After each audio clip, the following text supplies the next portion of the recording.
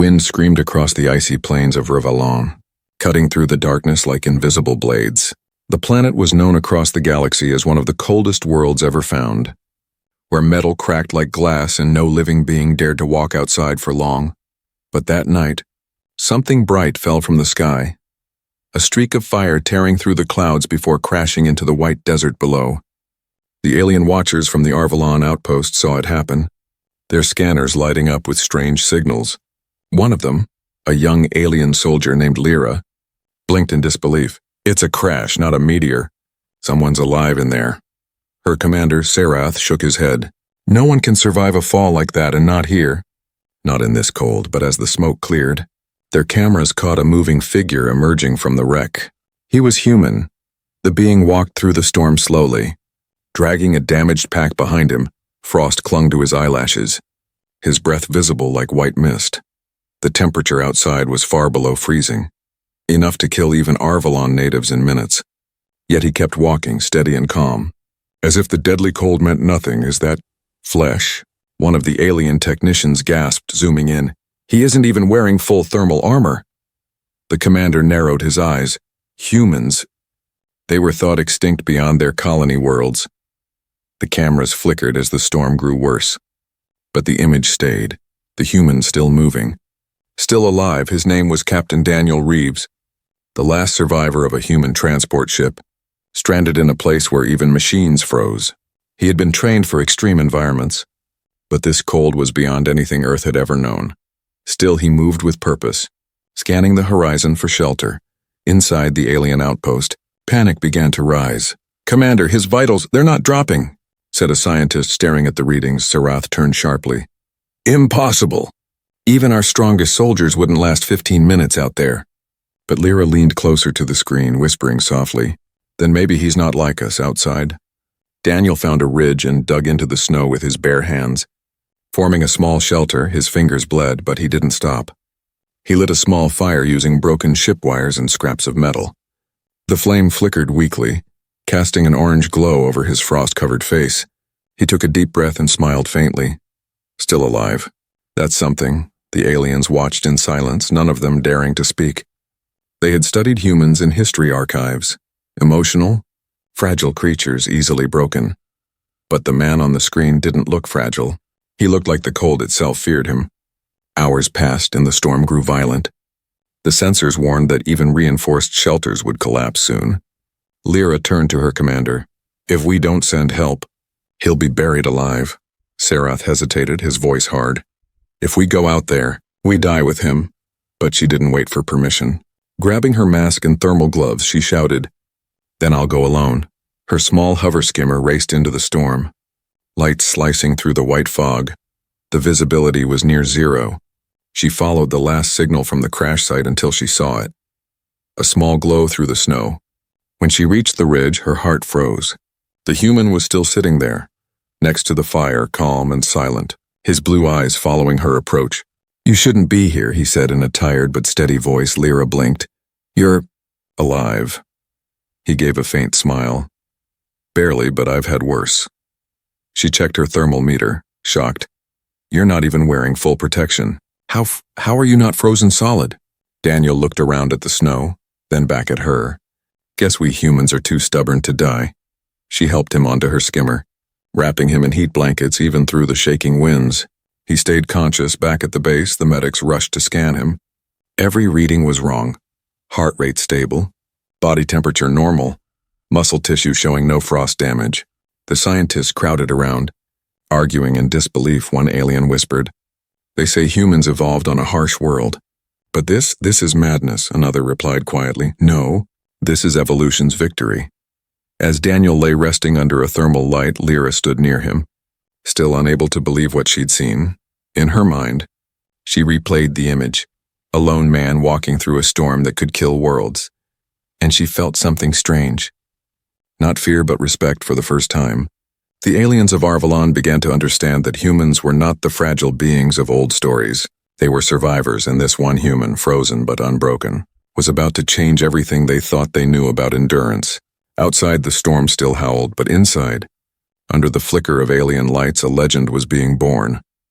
The alien base hummed with quiet chaos, Strange lights flickering across the walls as scientists hurried through the corridors, whispering about the creature that had survived the storm. To them, the human was a mystery wrapped in flesh and frost. They had seen things live through radiation, vacuum, even plasma storms, but not this. Not a being made of skin and bone. Lyra sat beside the examination chamber, her eyes never leaving the man lying inside. Captain Daniel Reeves was still asleep, his breath slow, steady, calm. Even after 12 hours in freezing temperatures, his body showed no cellular damage, no frostbite, no internal shock. Every test ended with the same unbelievable result. Human endurance beyond logic. "He's not possible," one scientist murmured. Staring at the screen, Serath, the commander, crossed his arms, his tone cold. "Then make him possible. I want an explanation before the council hears about this." The room filled with nervous silence.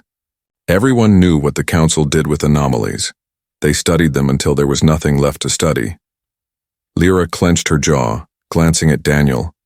"He's not a thing, he's a person." Serath looked at her, his reptilian eyes narrowing. "And that person could be dangerous. We don't even know what he's capable of." She said nothing, but in her heart she felt something different. A quiet respect. Maybe even guilt. Hours later, Daniel woke up. His vision blurred for a moment. Light reflecting off polished metal and glass walls. He sat up slowly, the thin blanket falling from his shoulders. "Where am I?" he muttered, his voice dry and calm. Lyra stepped forward carefully. "You're safe. You're in the Arvelon research base." Daniel looked around, scanning the strange devices and glowing instruments. "You're not human, are you?" Her lips curved slightly. "No, and apparently you're not exactly normal either." He gave a tired smile. "You should see me on a warm planet." Her translator blinked red, struggling to decode his tone, and when it wasn't fear, it was humor, something the Arvelon rarely used. When he tried to stand, 2 guards raised their weapons instantly. Daniel froze for a second, raising both hands. "Easy there. I'm not planning to start a war," Lyra snapped. "Lower your weapons." "He's not a threat." The guards hesitated but obeyed, stepping back as Serath entered the chamber. "Captain Daniel Reeves," the commander began in a deep voice. "You are a long way from any human colony. What are you doing here?" Daniel sighed, rubbing his head. "Our ship was exploring a new jump route. The engines failed during transit. Next thing I know, I'm crashing through your sky." Serath paced slowly around him. "And you survived our deadliest storm with nothing but scrap armor, how?" Daniel shrugged. "Guess we humans are built to last." Serath frowned, clearly unsatisfied, but Daniel's steady gaze made it hard to see him as weak. Later, Lyra brought him food, thick protein gel, warm and sour. He tasted it, grimaced, and forced a smile. "Not bad. Reminds me of rations back home." She tilted her head. "You're not angry? We tested you without permission, scanned your body, locked you in a containment cell." He chuckled softly. "If you saved my life, I'd say you've earned the right to poke a few needles." Lyra blinked in confusion. Unsure whether to laugh or apologize, no one had ever spoken to her like that. Calm, teasing human. As the night deepened, the alarm suddenly wailed across the base. A storm alert flashed across the screens. An even stronger ice surge heading directly toward them. Serath barked orders. "Seal all outer doors. Activate the thermal barriers." But the system began to fail. The power conduits froze faster than expected. The main shield started flickering and panic spread. Daniel looked up, his instincts kicking in. "Where's your generator?" Lyra pointed toward the lower deck. "Why?" He was already moving, grabbing a thick jacket and a flashlight. "Because if that thing shuts down, your whole base is done," Serath shouted after him. "You can't go out there." The temperature's dropping below survival level.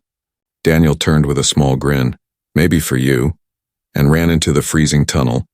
The cold bit into his skin instantly, but he pushed forward, his boots cracking through frozen air vents.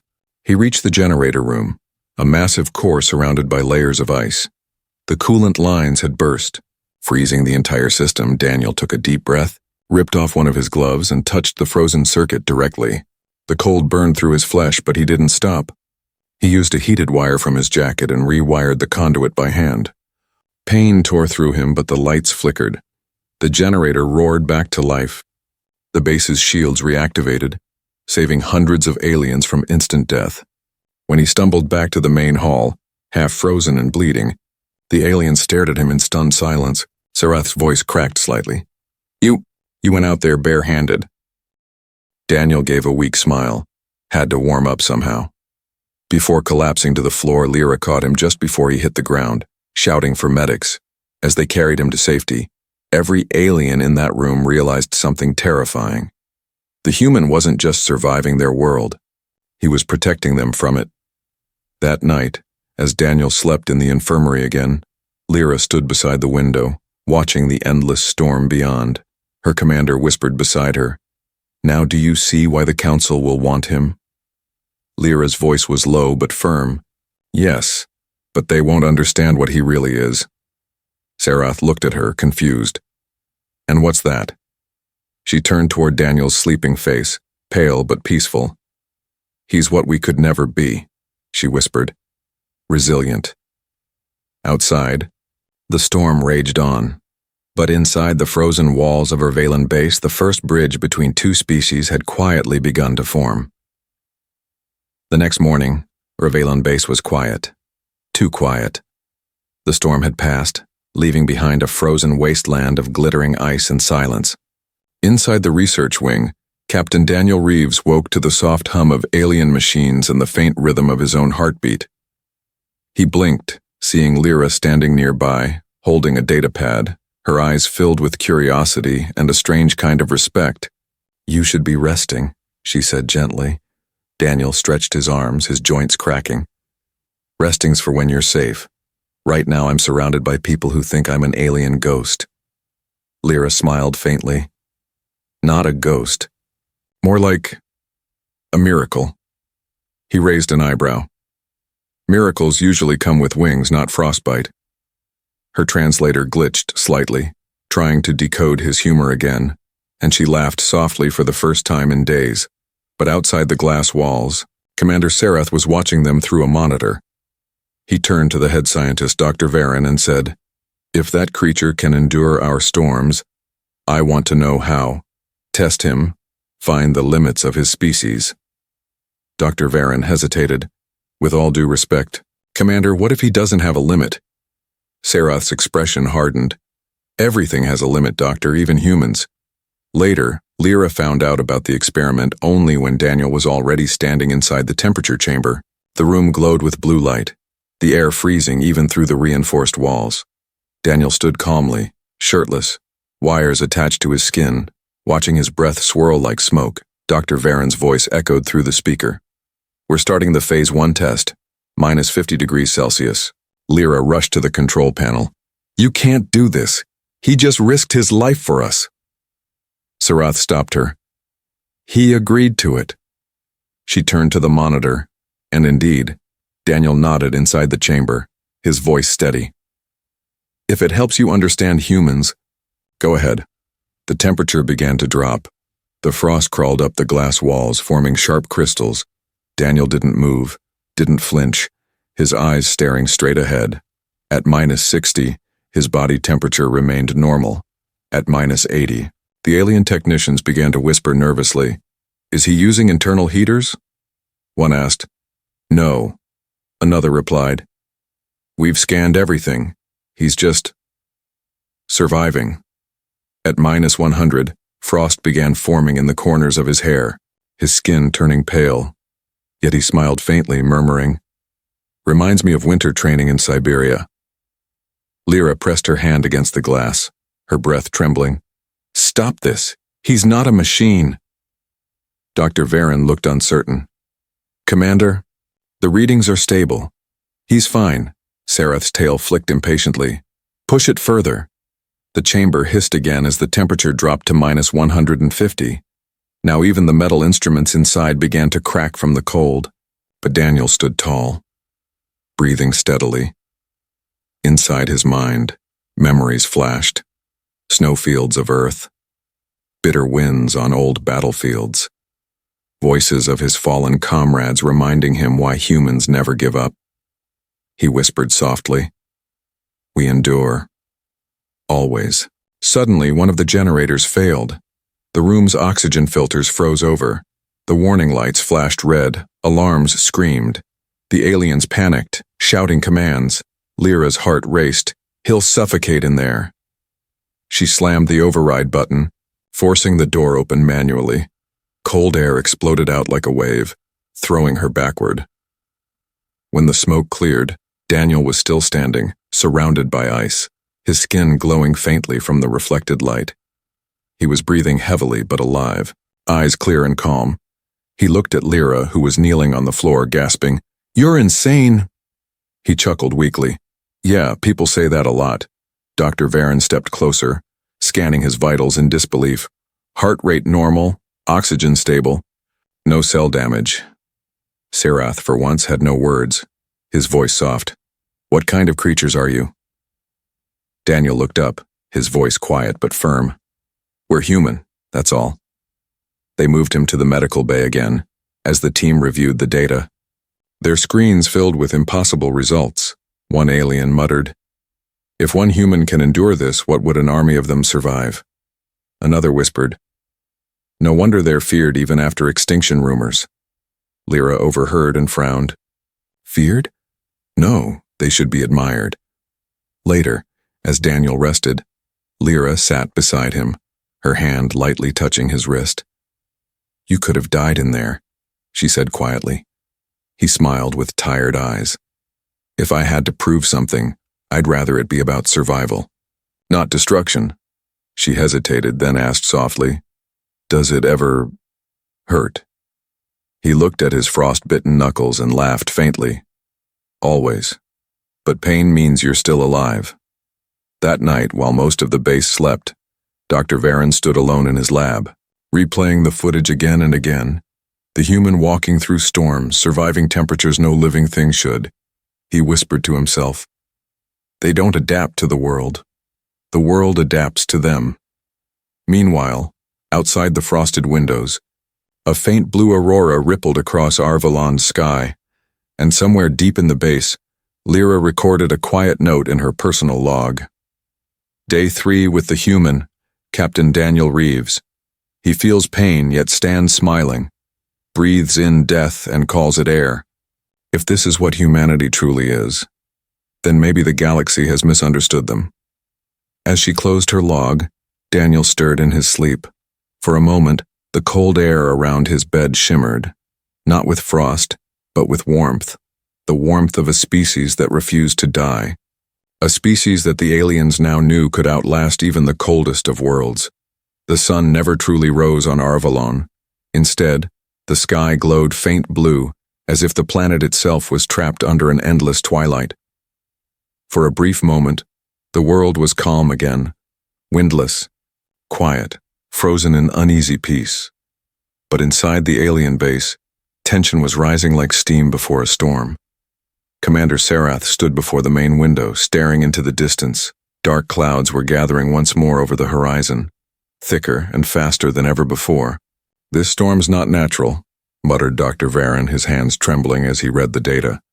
"The temperature's dropping 10 degrees per minute, and the wind pressure is beyond any record." Serath's tail twitched. "Seal the outer gates. Call everyone inside."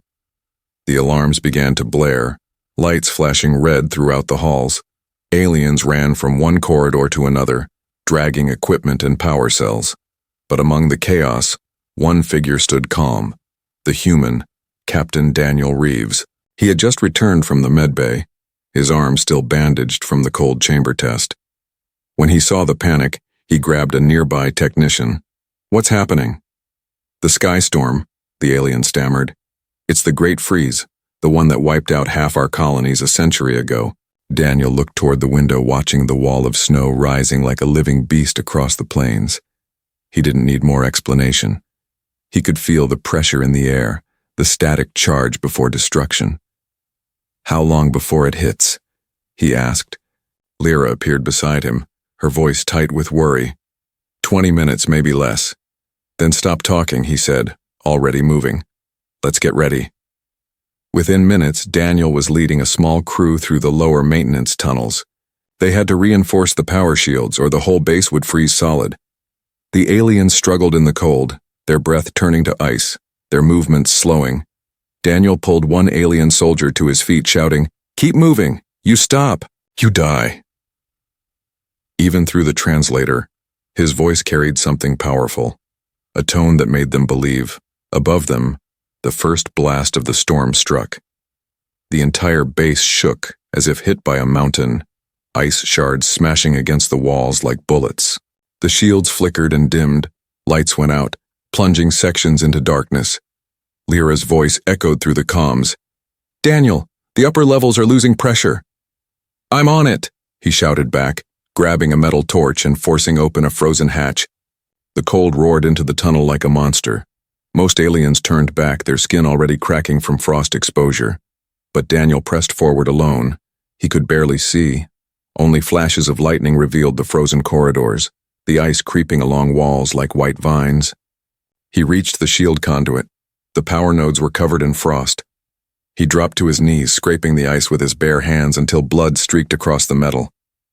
His fingers were numb, but his mind focused. He pulled out his survival knife, pried open the circuit cover, and rerouted the frozen conduits using the wire from his damaged jacket. Each spark burned his skin, but he didn't stop. The radio crackled. "Daniel, the temperature outside is minus 180. You can't stay out there." He laughed breathlessly. "Then let's see if humanity can set a new record." Lyra's voice broke slightly. "Please come back. You've done enough." But the only reply was the roar of wind, and the sound of a human heart refusing to quit. Finally, the lights came back on. The shields flared blue again, sealing the base in safety. Inside the control room, everyone cheered. But Lyra wasn't smiling. She was already running through the corridor. Searching for him, she found him collapsed near the power grid, frost coating his hair and lashes, his hand still gripping a melted wire. "Daniel!" she screamed, pulling him close. His lips were pale, his breathing shallow, but when his eyes opened slightly, he whispered, "Did it work?" Lyra nodded through tears. "Yes, you saved them all." He smiled weakly. "Then I'll rest for a bit," and lost consciousness hours later when he woke again. The storm had ended through the reinforced glass. He saw a strange beauty, the entire world blanketed in crystal ice. Glowing under the alien aurora, Sareth stood nearby, silent for once. He approached slowly. "You risked your life. Again for people you don't even know." Daniel sat up, wincing. "You'd do the same." Sareth shook his head. "No, we wouldn't. That's the difference between us." Lyra smiled softly. "You said it before, remember?" "We don't stop for weather," Daniel chuckled. "Yeah, but I didn't think your weather would try to kill me twice." The room filled with quiet laughter, the kind that carried warmth even in a frozen world. Later that night, as the base repaired itself, Sareth called for a private report. He spoke quietly to his officers.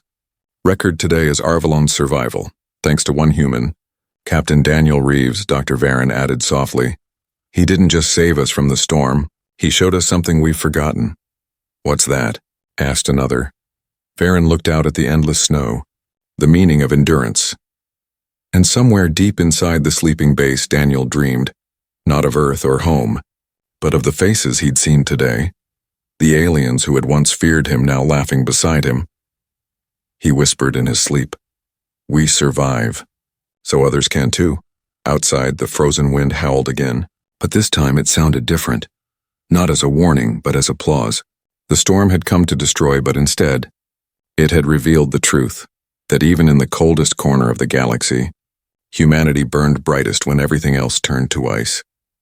The storm's fury had ended, but its echo spread across the stars, from the icy fields of Rivellon to the glittering towers of the Galactic Council. The story of a lone human surviving the impossible traveled like wildfire through comnet channels and military reports. Some called him the Frostwalker, others whispered the Deathless One. But no matter the name, one thing was clear. Human endurance had just rewritten what every alien believed about fragility.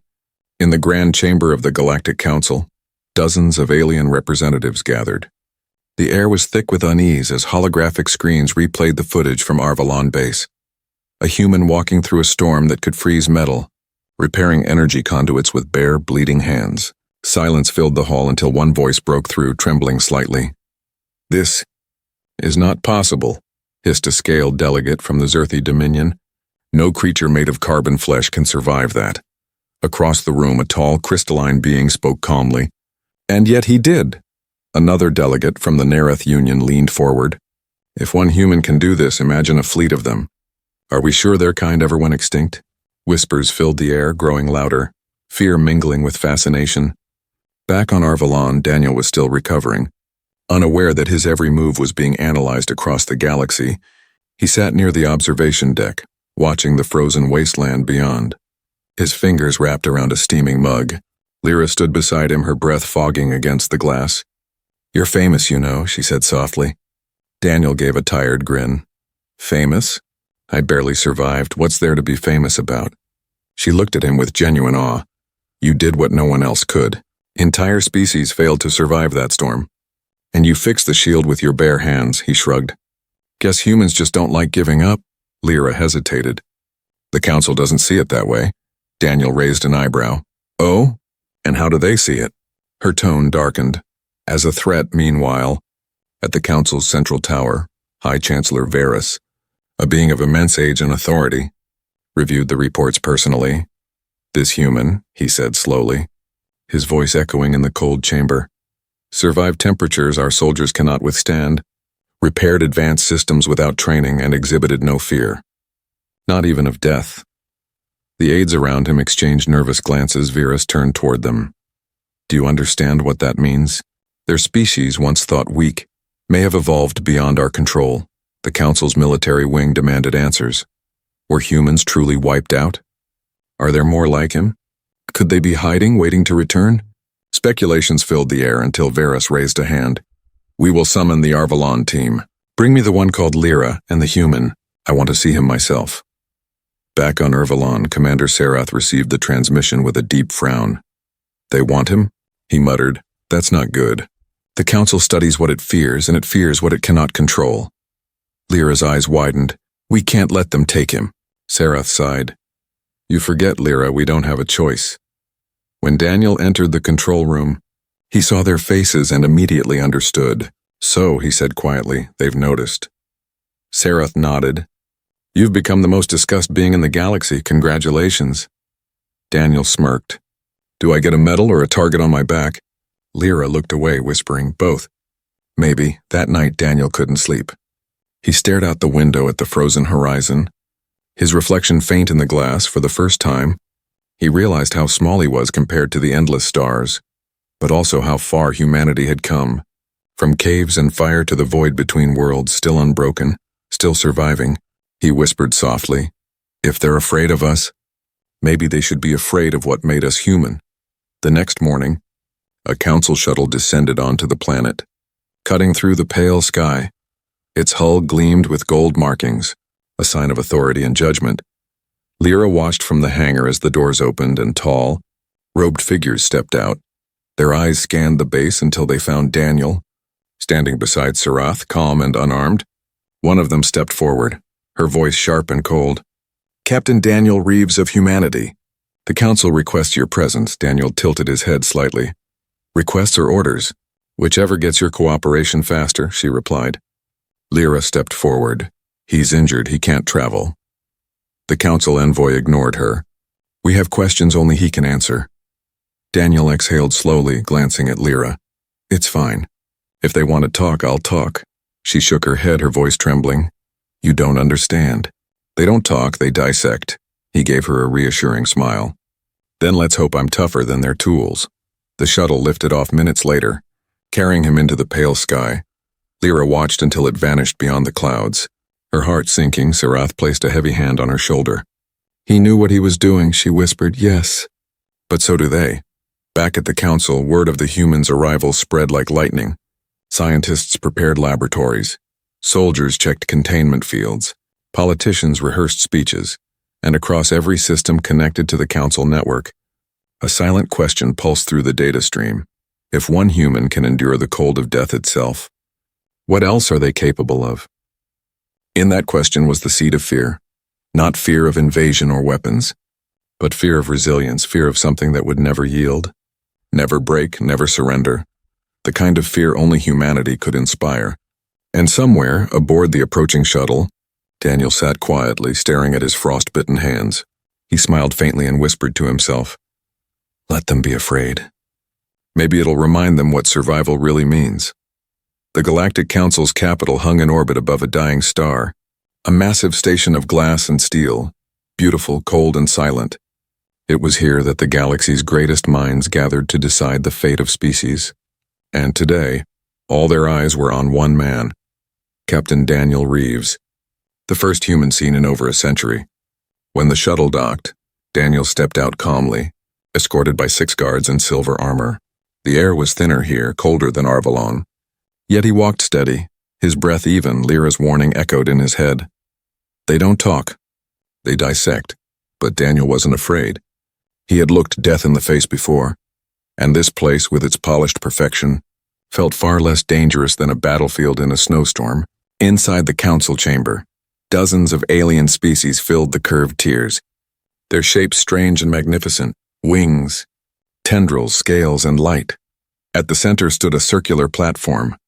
Glowing blue, Daniel was led to it, unarmed, unshielded. Above him, High Chancellor Varus appeared as a towering holographic figure, a translucent being of crystal, voice deep and echoing like thunder. "Captain Daniel Reeves," Varus said, "you stand before the council to answer one question. What are humans?" Daniel tilted his head slightly. "Depends who you ask," he replied, his tone dry. Murmurs rippled across the chamber. Varus's voice deepened. "We have heard tales of your kind's extinction. Yet you endure. You survive things that would destroy others. You defy logic. We will test that." Without warning, the floor beneath Daniel lit up, forming a containment field. Panels opened in the walls, releasing vapor that shimmered like liquid light. "Phase 1, a voice announced. Temperature control test." The air grew cold, first freezing, then bitter. The frost crawled across the platform, but Daniel didn't move. His breath became mist. His skin pale, but his eyes steady. "-100, said one technician. "No change in vitals." "-150, said another. "Heart rate stable." "-180, a third whispered. "He should be dead." Daniel chuckled softly, his voice breaking through the silence. "That all you've got?" Some of the council members leaned forward in disbelief. He was joking, under conditions that would kill any living creature. Vera spoke again. "Increase the test. Move to phase 2, radiation tolerance." Bright beams of simulated solar energy lanced down, filling the air with golden light.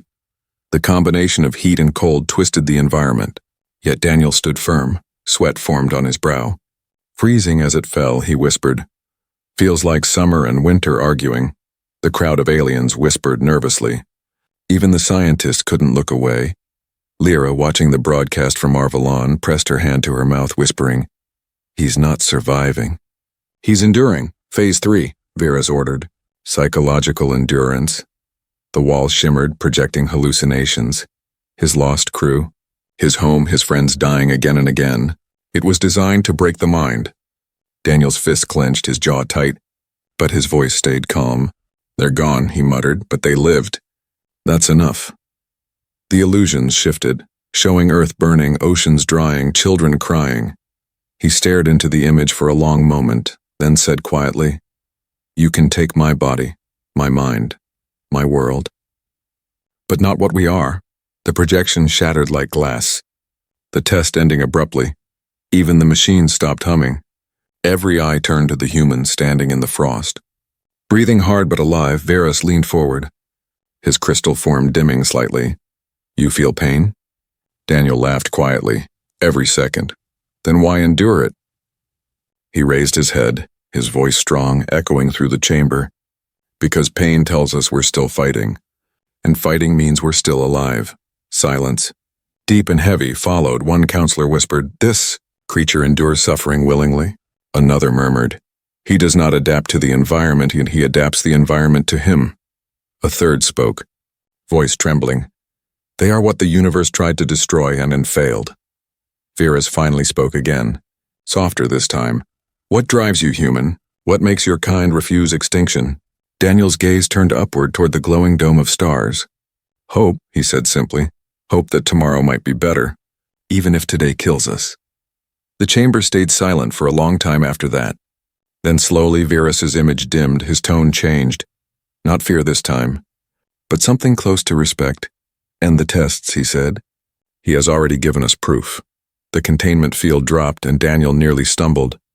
His legs weak, a medic tried to assist, but he waved them off. I can walk.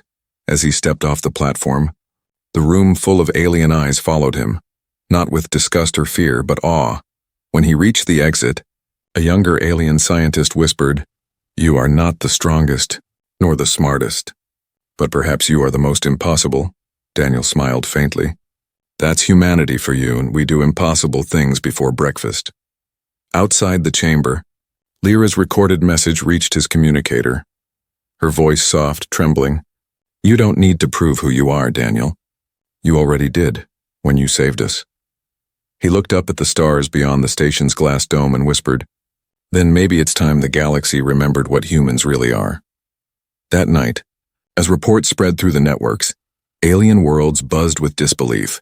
A single human had endured cold, radiation, pain, and memory, and smiled through it all. The council could not decide whether to fear him or honor him. But one truth had become undeniable. Humanity was not extinct. The stars over Arvalon shimmered brighter than ever that night. Their glow stretched across the frozen plains like silver fire. Reflecting off the endless sea of ice, the storm had long passed. But its memory lingered in stories, in whispers, in hearts, and at the center of every retelling was the same name, Captain Daniel Reeves, the human who endured the cold. Back on the icy planet, months had passed since the Council's trials. The base had been rebuilt stronger, powered by systems Daniel himself helped redesign. He walked now through the rebuilt halls wearing a light coat despite the freezing air. Aliens who once stared at him in fear now greeted him with nods and quiet smiles. The same beings who had doubted his strength now treated him as something sacred. Lyra met him near the generator room, her breath forming a soft mist. "You shouldn't be out here without gloves again," she teased. Handing him a pair, he grinned. "Old habits. Besides, the cold's not as bad when you stop fearing it." She looked at him, her eyes soft. "You know, you changed us, Daniel." He tilted his head. "Changed you?" She nodded slowly. "Before you came, we thought strength meant perfection, no weakness, no pain. But you showed us that endurance isn't about not falling, it's about getting up every time you do." Outside, alien engineers worked side by side with humans from the newly arrived supply ship, the first human vessel to reach Arvalon since Daniel's distress call had gone out. The sight of two species working together was something no one had imagined months ago. Even Sarath, once the cold and skeptical commander, stood on a platform above them, giving quiet instructions, his expression strangely proud. When the day's work ended, Daniel walked to the observation dome, where the horizon stretched forever. He could see the stars above and the reflection of the base's lights below. It reminded him of Earth, of the snowy mountains, the empty silence of forgotten places, and the warmth of human voices that once filled the air. He whispered softly, "Guess we're not so alone anymore." That night, Arvalon Base held a gathering. It wasn't a ceremony, more like a quiet acknowledgement of something new being born. Lyra stood on a raised platform. Speaking to the assembled crowd months ago, "We thought this planet would be our tomb. We feared the storm, the cold, and even the man who walked through it. But he saved us. Not with technology, not with weapons, but with will. He reminded us that the universe doesn't belong to the strongest. It belongs to those who endure." As she spoke, Daniel stood at the back, blending into the crowd. He wasn't one for speeches or attention, but when Lyra gestured for him to step forward, he couldn't refuse. The room fell silent as he climbed the steps, the air thick with anticipation. He looked at the aliens gathered, hundreds of faces of different shapes, colors and species, and smiled faintly. "I'm not special," he began, his voice steady but humble. "I just did what any human would do when others are in danger. Where I come from, we don't measure life by how easy it is, but by how hard we fight to keep it." He looked around, his eyes catching the flickering light of the aurora through the glass. "Back on Earth, we used to say the cold builds character. Maybe that's true, or maybe it just reminds you that warmth matters more when you share it." There was silence for a heartbeat, then soft applause spreading through the crowd like the rising wind before dawn. Even Sarath clapped slowly, murmuring, "Strange creatures, these humans. They make you want to believe again." When the lights dimmed and the gathering ended, Daniel found himself standing alone outside, beneath the alien sky. The aurora shifted above him, glowing in blues and greens. Like the Earth's northern lights, Lyra joined him quietly, holding a small metal object, his cracked insignia badge. Cleaned and polished, she placed it in his hand, whispering, "You earned this back." He looked at it for a long moment, the small emblem of a forgotten Earth military shining faintly in the starlight. "Maybe it's not about earning it," he said softly. "Maybe it's about remembering who we are." Lyra nodded. "And what are humans, really?" Daniel smiled faintly. "Just creatures who refuse to die quietly." In the following weeks, Arvalon became more than a frozen outpost. It became a symbol. Stories spread through the galactic networks. The human who survived the cold, the alien base that stood because of him. Other colonies began reaching out to Earth again, no longer with fear but with curiosity. For the first time in centuries, the word human carried not warning but respect, and in the archives of the Galactic Council, one report stood out among the rest, filed by High Chancellor Varys himself. "They are not gods nor beasts. They do not conquer, they endure. Against cold, hunger, time, and even despair itself, humanity stands. And in their endurance they remind the universe what life truly means." Back on Arvalon, Daniel stood one last time at the window before boarding the departing ship. He looked over the frozen horizon where he had almost died, and smiled. "Goodbye, old friend," he whispered to the ice. And as the engines roared to life, the frost shimmered under the light, like the world itself was nodding farewell. The ship lifted through the blue sky, leaving trails of vapor behind, below. The aliens watched in silence as the man who changed their understanding of survival vanished into the stars. And though the galaxy would forget many names in the centuries to come, one story would live on forever, whispered by travelers across frozen worlds. A story that began with a single human who walked into the storm and taught the universe that warmth was not born from the sun, but from the unbreakable heart of humanity.